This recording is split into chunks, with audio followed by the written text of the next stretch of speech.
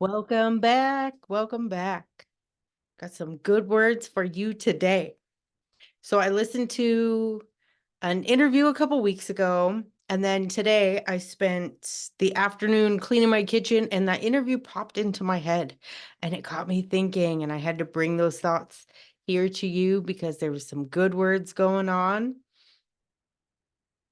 How do we shut down the negative voice that's in our head?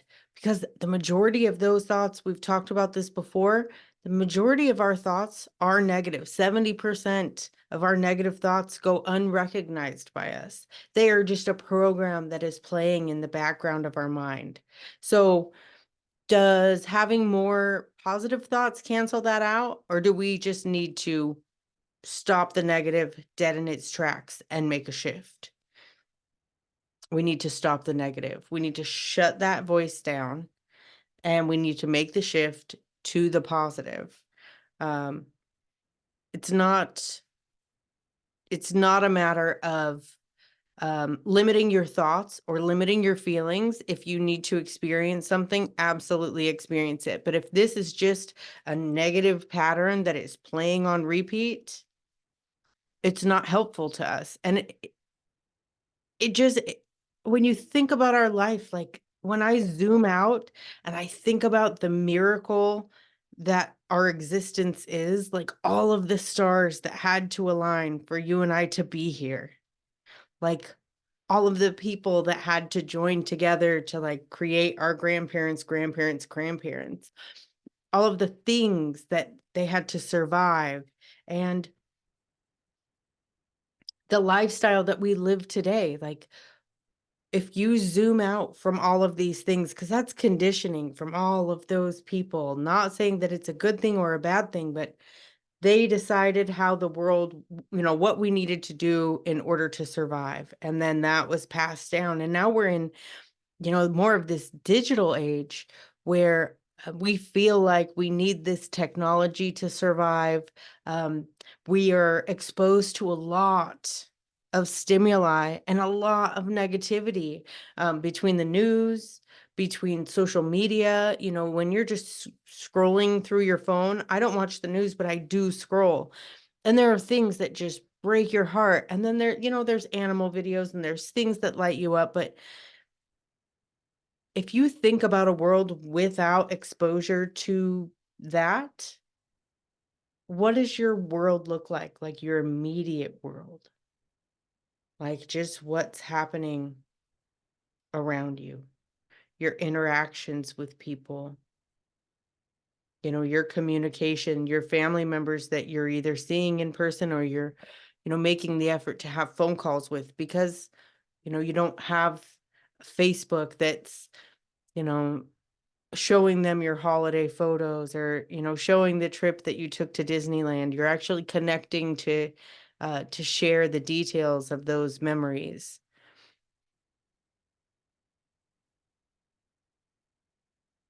I don't think that we were meant to know what is happening in the world at all times. And I understand that there are some things where we can have an impact, like voting, or becoming an activist, if that's something that we're called to do. But just in general, I don't feel like we're supposed to know and be concerned and mentally dwelling on all of the things that are happening all over the world, especially when we're getting them from all these different sources and they are then presented with somebody else's agenda and somebody else's perspective. I just,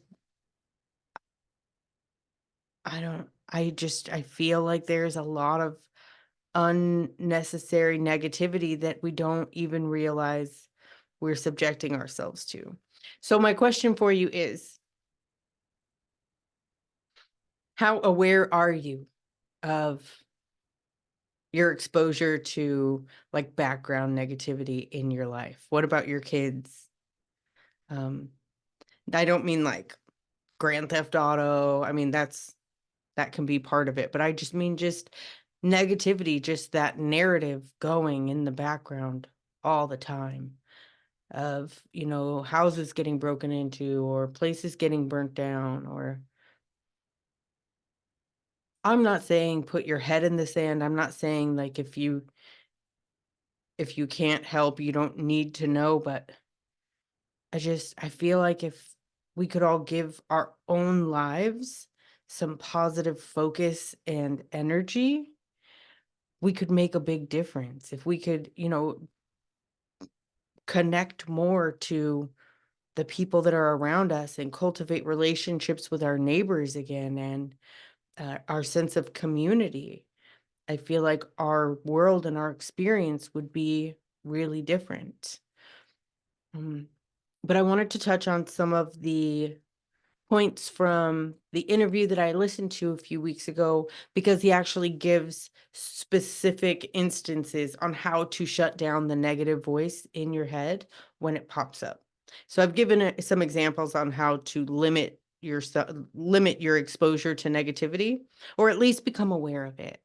Maybe, I mean, it's a personal choice of whether or not you want to be exposed to that. But once I was aware of how, when I heard or saw something, how I had just this overall negative feeling, I cut that out. Because there's still plenty of negativity that's just automatically on autopilot in my brain. And I'm becoming more and more aware of it, um, since listening to what I'm about to share with you. So it was Price Pritchett. He was on the School of Greatness. I think I've even touched on this, but I'm going to go back over it in detail here. He was on the School of Greatness podcast, and he talked about how to shut up, and I'm going to switch that to shut down the negative voice, like your own negative voice. And so that's the doubter, the discounter, the demotivator, that voice that's just kind of there. It does take practice. It takes discipline. And creating a deep and profound change, like quitting drinking, for example, or changing your diet or your lifestyle, it isn't one big proclamation. And I'm guilty of this. I make the big decision, and, I make up my mind, but it's actually not that. That is not what creates deep and profound change. What creates deep and profound change is actually a series of small choices that support that big, profound change. Like the choice to go to the bar or not go to the bar. And then when you're at the bar, you have the choice of to get a water or to get a wine or to get a drink. Um, when the choice to go out to dinner or to eat at home, to go to the store or not go to the store, to, you each choice that you make can either support or deflate, derail your progress on whatever it is that you're working towards. So that's something that I'm still working on. I mean, it's, trying to do it like a daily workout because I actually love it, and thinking about it as something that I'm giving to myself as opposed to something that I have to do because I want a certain outcome. Because the outcome is actually not the reward. It's actually the journey and the growth and the learning and the unfolding on the way. So, anywho, I'm going to get back to the how and the what, the 5 C's of negative thinking. So the first C, and this is me every day. Every day I catch myself, but now I'm aware of it, so I can try to catch it. Complaining, griping, it's too hot, it's too I work outside, so it's just an instant icebreaker, especially when I'm feeling a little antisocial and I've got to, go and talk to people. My go-to is, oh, it's so cold out here. Oh, it's so windy, but thank goodness the sun is out. Or, it just, oh, it's too slow. It's too busy. It's too this, it's too that. It's not enough of it. Complaining is an easy icebreaker and an easy way to relate with people. But it's also just negative thinking in action. I mean, it's just as easy to open up with, thank goodness the sun's out today. Or thank goodness we're out on the golf course next to the beach, as opposed to, start opening with a negative. I do that with coworkers also. It's kind of like a common thing, because you don't want to be the one person that's just tooting the horn of, gratitude when everybody's kind of uncertain and unsure, because my work is in transition, and there's a lot of uncertainty and things are up in the air, and it's kind of tough to just be the only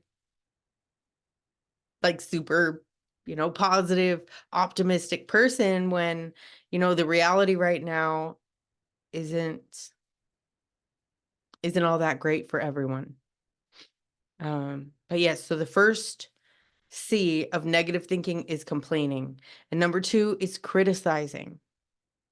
So it's really easy to criticize how, former management did things, or how they're doing the construction on the bridge and it's always down to one lane, and how inconvenient that is, and just how things that are out of our control are turning out, just constantly griping on those things, similar to the complaining.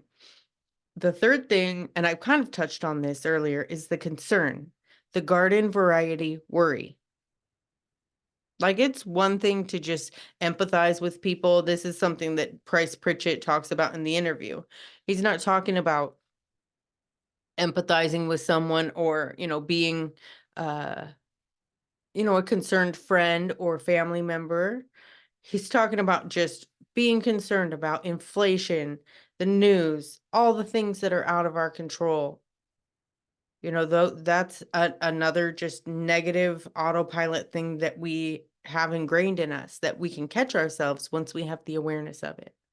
Number 4 is commiserating. Oh my gosh. I do this more so at the local bar that I work at. But when people complain to me, instead of offering um something, helpful, or a turnaround, or something positive, it's, I get it, or I understand, or I'm so sorry, or offering a relatable experience. It's not helpful. It's not helpful to them, and it's not helpful to me, and it lowers the vibration.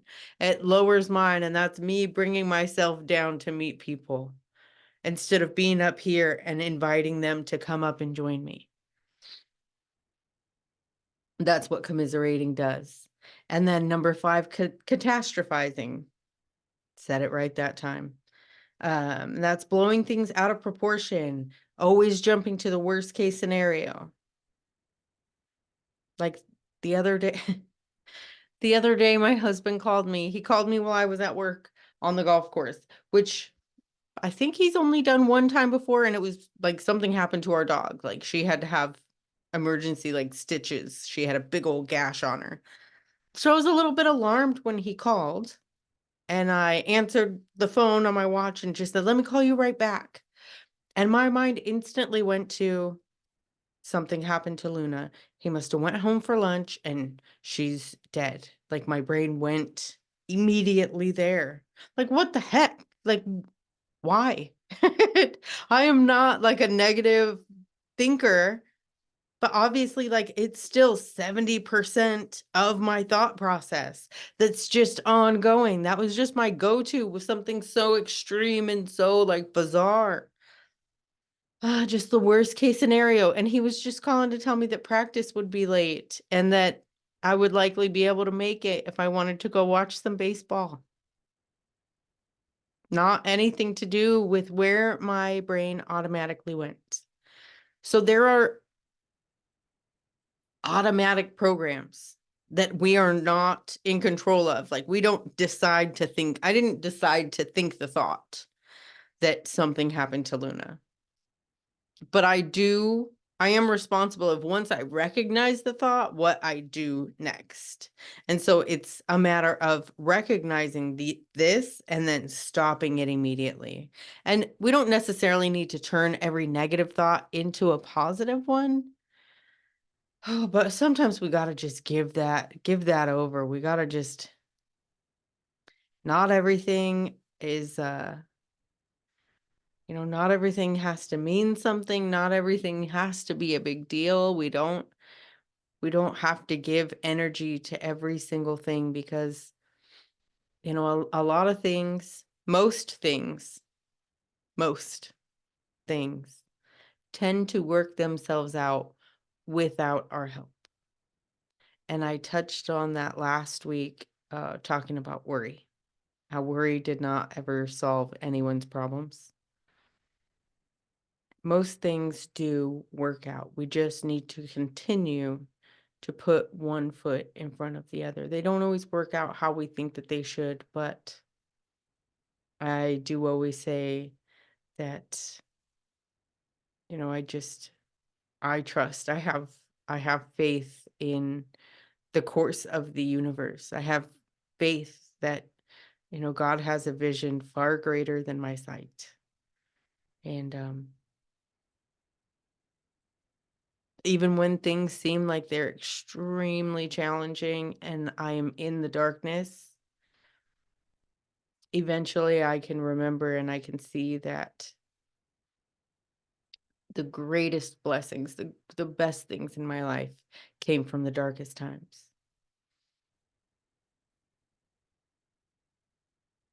So I thank you so much for being here today. I love each and every one of you. I think, I do this podcast for you guys, but I get so much out of it. And I really hope that you do too. If you are enjoying the show, I invite you to follow and subscribe on Spotify, on Apple or iTunes, and on YouTube. And you can rate and review. That is the highest compliment you can give to the show. Is just to take the time to go on there and give a 5-star rating. That helps show the algorithm that people are listening and helps carry the message and carry the reach of the show. And if you subscribe,